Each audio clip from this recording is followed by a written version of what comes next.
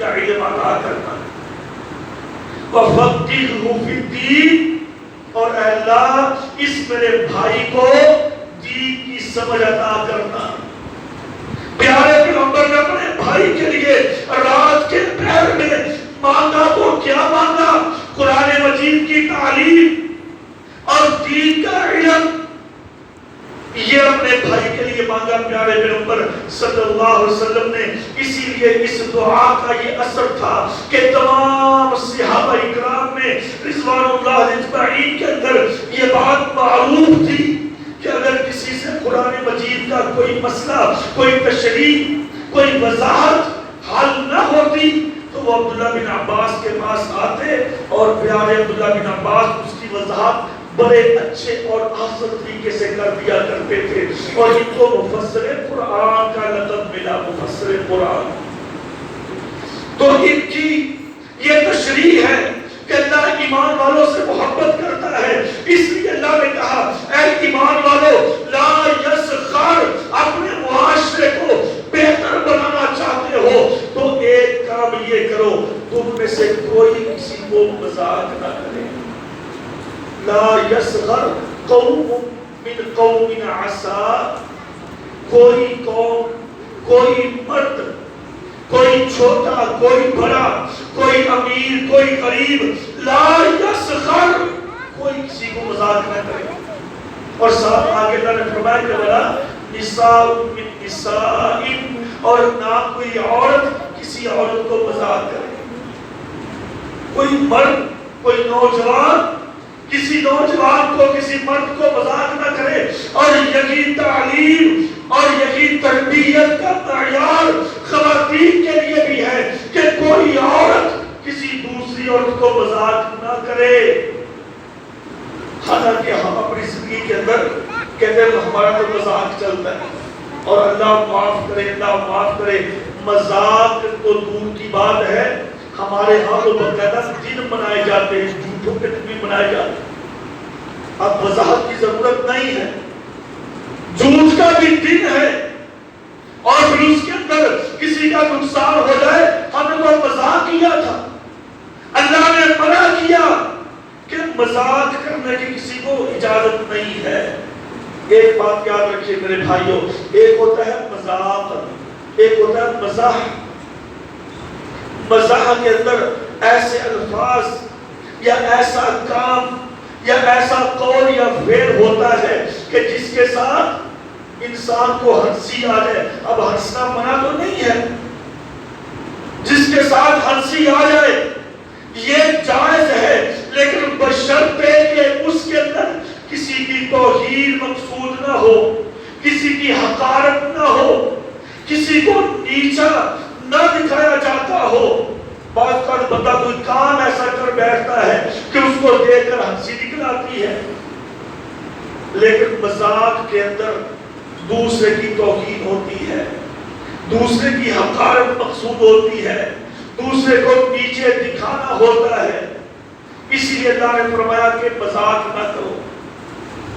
اس کی سادہ سی مثال یہ سمجھ لیں، ہمارے محلے کے اندر ایک سادہ آدمی ہے جس کو کہتے ہیں کہ ذہن کا موٹا ہے، یہ موٹے ذہن کا مالک ہے، اسے بات کی سمجھ نہیں آتی، یہ شریف آدمی ہے، سادہ آدمی ہے، لڑنے کے قابل نہیں، بات چیت کرنے کے قابل نہیں۔ سارے محلے کے چھوٹے اور بڑے اسے مذاق کریں، چھوٹے چھوٹے بچے بھی اس کو مذاق کرتے ہوئے آپ کو نظر آئے، اس کو چھیڑ، اس کی کسی کام پر چھیڑ بنا لیں، اس کو تیش میں ملوائیں گے، تیش آئے گا اسے، اور اسے مذاق کرتے ہیں۔ اب چھوٹا بچہ جب بڑے آدمی کو مذاق کرے، کیا یہ تعلیم اور تربیت کا حصہ ہے؟ اس نے کس کو دیکھا؟ اس نے بڑے کو دیکھا، اور جب کوئی بڑا آدمی اس سادہ اور موٹی عقل والا آدمی جب اس کو مذاق کیا جا رہا ہے، اس بچے نے جو دیکھا وہی کرنا شروع کر دیا۔ اچھا، کبھی کسی نے اس کو مذاق کیا جس کو بندہ اپنے سے بہتر سمجھتا ہو؟ کبھی بھی نہیں کیا۔ میں نے کبھی اپنے باپ کو کبھی اپنے چاچے کو، کبھی اپنے ماموں کو، کبھی اپنے دادے کو، یا کبھی اپنے استاد کو، یا ہر وہ شخص کہ جس کی عزت اور احترام میرے دل و دماغ میں ہے، کبھی اس کو مذاق کیا؟ کبھی بھی نہیں کروں گا۔ کیوں؟ اس لیے کہ اس کا ادب و احترام ہے میرے دل و دماغ میں، اور جس کا ادب و احترام نہیں اس کو مذاق کیا جائے گا۔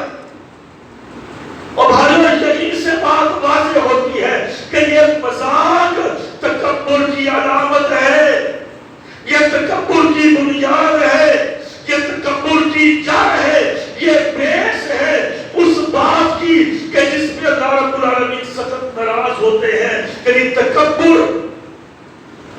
اور تکبر کرنے والے کو اللہ کبھی پسند نہیں کرتا۔ یہ ہم سبھی جانتے ہیں کہ اللہ رب العالمین نے کیا فرمایا؟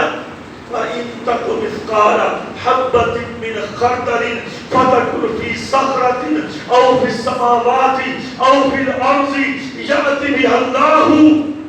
اللہ نے فرمایا کہ اگر ایک ذرے کے برابر، خردل کہتے ہیں رائی کے دانے کو، یہ سرسوں کے دانے سے بھی چھوٹا، کچھ تو کہتے اسی کو رائی کہتے ہیں، اور اس کو رایا بھی کہہ دیتے ہیں، کہتے نہیں رائی اور چیز ہے، وہ اس سے بھی چھوٹا سا دانہ ہوتا ہے، چلے سرسوں کے دانے کو لے لے، اگر کسی کے دل کے اندر اس کے برابر اتنا بھی تکبر ہوا، یأتی بِهَا اللَّهُ جَمِيعًا، اللہ کہتا ہے کہ میں قیامت کے دن اس کو بھی باہر نکال کے لے آؤں گا۔ اور پھر الکبر ردائی، حدیث قدسی ہے، اللہ کہتا ہے تکبر یہ میری چادر ہے، یہ میری عزت ہے، جس نے تکبر کیا گویا اس نے اللہ کی عزت پہ ڈاکہ ڈالا، نعوذ باللہ۔ یہ چھوٹی بات ہے، اگر کوئی آدمی میری عزت کے اوپر ہاتھ بڑھائے، میری عزت پہ ڈاکہ ڈالے تو مجھ سے یہ برداشت نہیں ہوتا۔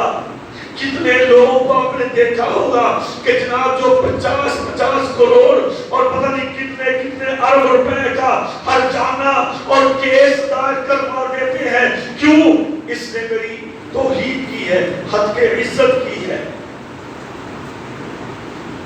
اور کئی لوگ تو ویسے ہی قتل کر دیتے ہیں کہ اس نے میری عزت، اس نے میری بے عزتی کی ہے۔ اور پھر عزت پہ ہاتھ ڈالا جائے تو کون برداشت کرے گا؟ اور رب کہتا ہے جس نے تکبر کیا، الکبر ردائی، اس نے گویا کہ میری چادر کو کھینچا، میری چادر پہ ہاتھ ڈالا، رب کی بڑائی پہ ہاتھ ڈالا، تو میرے بھائیوں وہ آدمی کس قدر اللہ کی رحمت سے دور ہوگا۔ یہ مذاق کرنے کا نتیجہ ہے۔ کیا آپ نے سنا نہیں، دیکھا نہیں کہ کتنے گھر اجڑ گئے مذاق کی وجہ سے؟ ایک مذاق بنا تھا، کتنے عورتوں کے اندر، یعنی کہ خاوند اور بیوی میں کتنے رشتے ختم ہوئے، طلاقوں تک بات پہنچی اور قتل تک بات پہنچی، کس وجہ سے؟ ایک مذاق ہی کیا تھا بس۔ اسی لیے اللہ نے فرمایا کہ ایمان والو مذاق نہیں کرنا کسی کے ساتھ۔ اور ہم کہتے ہیں یہ بندہ بڑا مذاقی ہے، اس کے بغیر تو محفل کے اندر رونق ہی نہیں، اس کے بغیر تو محفل کا رنگ ہی نہیں جمتا۔ یہ قصے کہانیاں، یہ جھوٹی باتیں، اور پھر یہ دوسرے کو حقیر نگاہوں سے، دوسرے کو نیچے گرا کے یہ اپنی مجلس کے اندر بیٹھ کر اور اپنی بھلائی بیان کرتا ہے، تو ہم اس کو اپریشیٹ کرتے ہیں، ہم اس کو احترام دیتے ہیں، جبکہ اسلام اس کو عزت نہیں، اسلام اس کی تذلیل کرتا ہے۔ اس لیے اللہ نے فرمایا کہ ایمان والو کوئی مرد کسی مرد سے مذاق نہ کرے، کوئی عورت کسی عورت سے مذاق نہ کرے۔ اور اگلی بات، اب اس مذاق کے ضمن میں بہت ساری اور بھی احادیث ہیں اور بھی بہت ساری روایات ہیں، میں ان کو ذرا چھوڑ کر اگلی بات کی طرف آتا ہوں۔ اللہ رب العالمین نے فرمایا کہ وَلَا تَلْمِزُوا أَنفُسَكُمْ، گالیاں نہ دو اپنے آپ کو، اپنی جانوں کو، اپنے بھائیوں کو، اپنے مسلمانوں کو۔ وَلَا تَلْمِزُوا، گالی گلوچ نہیں۔ آج دیکھ لیں میرے بھائیوں، چھوٹے چھوٹے بچے وہ بھی گالیاں دے رہے ہیں، کن کو دے کر؟ بڑوں کو دے کر۔ جیسے ماں باپ کریں گے، جیسے بڑے کریں گے، جیسے ہمارے محلے کے افراد، لوگ، نوجوان اللہ معاف کریں گندی گندی گالیاں بکتے ہیں، ایسے ہی بچے بھی ان کو دے کر شروع ہو جاتے ہیں۔ اور گالی دینا کتنا بڑا گناہ ہے، ہم اسے گناہ نہیں سمجھتے۔ ہمارے معاشرے میں گالی دینا گناہ ہے ہی نہیں۔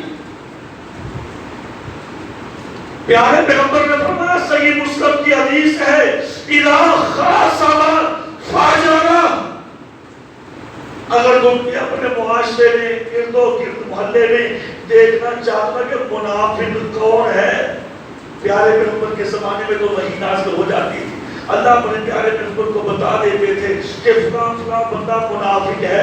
اور آج ہم کیسے پہچانیں گے کسی کو کہ یہ منافق ہے کہ مسلمان ہے؟ ویسے آپ مجھے کہیں گے کہ منافق ہے، اس سے برداشت ہوگا؟ کبھی بھی نہیں ہوگا۔ ویسے کسی کو کہیں گے منافق، کبھی برداشت نہیں۔ لیکن جب پیارے پیغمبر نے کہا کہ منافق کو ڈھونڈنا چاہتے ہو، دیکھنا چاہتے ہو، تلاش کرنا چاہتے ہو، اذا خاصم فاجرا، جو گالی دے گا وہ منافق ہے۔ دیکھ رہے میرے بھائیو، اپنے گریبان میں جھانکیں، یہ ہمارا معاشرہ ہے۔ پھر ہم شکایت کریں، پھر ہم گرا شکوہ کریں، ہمارا معاشرہ صحیح نہیں، ہمارا معاشرہ ٹھیک نہیں۔ کس نے معاشرے کو بگاڑا؟ کس نے ٹھیک کرنا ہے اب اس کو بھائی؟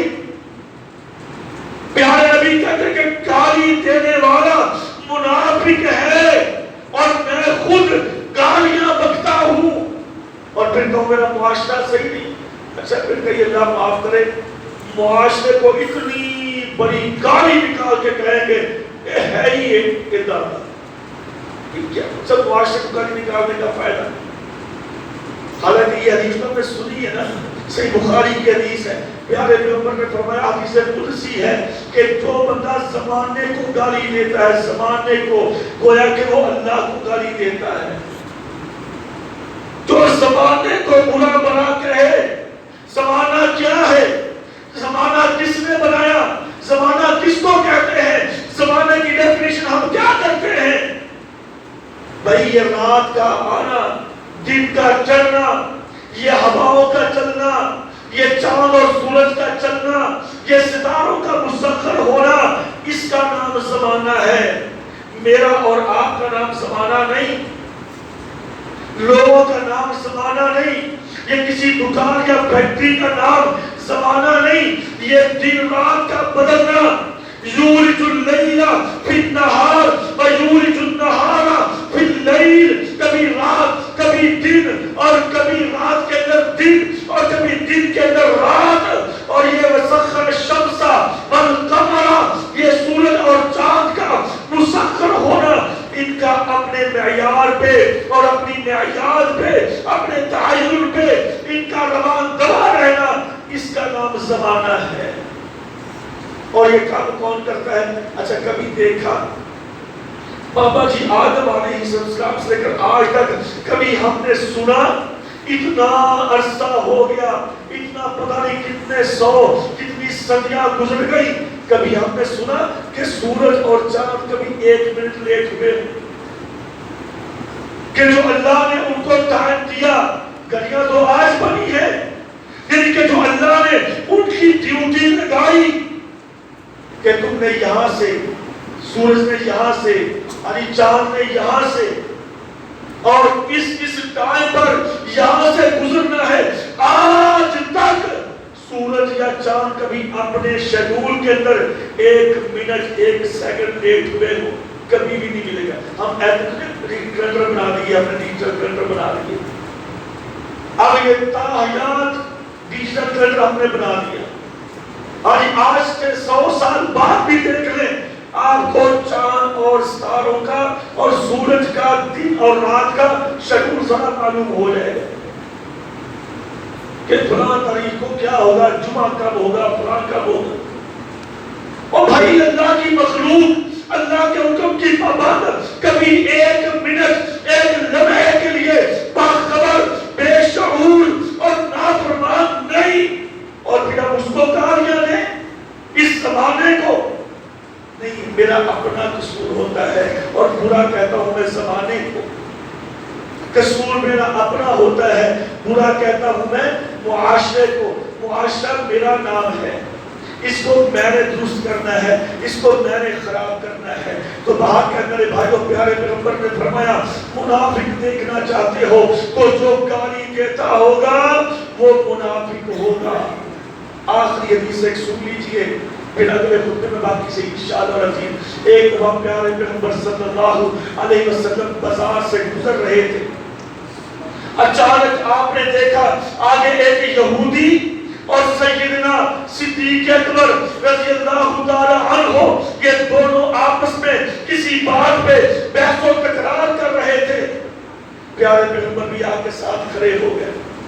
یہودی نے دو چار گالیاں دے دی، بد زبان تھا، اس نے گالیاں دے دی۔ پیارے پیغمبر خاموشی سے کھڑے رہے، اور بکر صدیق رضی اللہ عنہ کوئی گالی نہیں دی، اس نے پھر گالیاں دی، اس نے پھر گالیاں دی۔ انسان ہے، شیطان انسان پر حملہ آور ہونے کی کوشش تو پوری کرتا ہے۔ وہ غصہ آ گیا، غصے میں آ کر ابو بکر صدیق رضی اللہ عنہ نے گالی نہیں دی، صرف یہ جملہ بولا کہ فَإِنَّهُ رَادٌ عَلَيْكَ، یہ تجھ پر ہی ہو۔ اس نے کوئی گالی نکالی، انہوں نے کہا یہ تجھ پر ہی ہو، یعنی کہ یقین میری طرف سے تیرے لیے۔ پیارے پیغمبر صلی اللہ علیہ وسلم وہاں سے خاموشی سے چل دیے۔ ابو بکر صدیق رضی اللہ عنہ فوراً متوجہ، آپ بہت فرض شناس تھے، بڑی اللہ تعالیٰ نے آپ کو سمجھ اور عقل عطا فرمائی تھی۔ آپ نے محسوس کر لیا کہ پیارے پیغمبر غصے ہو گئے، ناراض ہو گئے۔ آپ نے چھوڑا وہ غصہ، لڑائی جھگڑا، فوراً بھاگے پیچھے پیارے پیغمبر صلی اللہ علیہ وسلم کے پاس آئے۔ اللہ کے رسول کیا معاملہ؟ آپ ناراض ہوئے؟ وہ مجھے گالیاں دے رہا تھا، آپ خاموش میرے پاس کھڑے رہے۔ جب میں نے اس کو یہی کہا کہ یہ گالی تجھ پر، آپ ناراض ہو گئے۔ آپ نے کہا ابو بکر آپ جانتے ہو جب وہ تجھے یہودی گالیاں دے رہا تھا تو تیرا دفاع فرشتے کر رہے تھے۔ وہ گالیاں دیتا تھا، فرشتے اس کو بددعائیں دے رہے تھے، اور تیرے نامہ اعمال میں نیکیاں لکھی جا رہی تھی۔ جب تو نے گالی دی، جب تو نے اس کے الفاظ دہرا دیے تو فرشتے چلے گئے، فرشتے چلے گئے، تیرا دفاع کرنے والے باقی وہاں پر نہیں تھے، تو پھر میں نے وہاں پہ کیا کرنا تھا؟ اس بات کو سمجھئے میرے بھائیوں۔ میں کہتا ہوں اچھا انہیں نے اے گل کی کیوں؟ میں تے ایک دا جواب پتھر نہ دینا تے مینوں کنے کہہ رہا کہ میں عقل مند نہیں؟ ایک کی دو سناؤں گا، دو کی چار سناؤں گا، تب جا کے میرا سینہ ٹھنڈا ہوگا کہ ہاں میں نے بھی بڑی محفل میں اس کی بے عزتی کی ہے۔ میرا تو یہ ذہن ہے کہ کون اکساتا ہے؟ شیطان۔ وَزَيَّنَ لَهُمُ الشَّيْطَانُ أَعْمَالَهُمْ، شیطان اکساتا ہے مجھے، اس نے ایک گالی دی تو آگے سے 3 گالیاں نکال۔ میرے بھائیوں یہ منافق کا کام ہے۔ اس لیے اگر ہم چاہتے ہیں ہماری زندگیاں بہتر ہوں، ہمارے اعمال ہمارے لیے ذخیرہ ہوں، ہمارے اعمال ہمارے کام آ سکیں، تو پھر ہمیں اپنے معاشرے کو درست کرنا ہوگا۔ اور معاشرے سے مراد مجھے اپنی تربیت کا خاص خیال رکھنا ہوگا، اپنے بچوں کی تربیت کا خیال رکھنا ہوگا۔ اللہ تعالیٰ سمجھنے کی، عمل کی توفیق عطا فرمائے۔ وَمَا عَلَيَّ إِلَّا الْبَلَاغُ الْمُبِينُ۔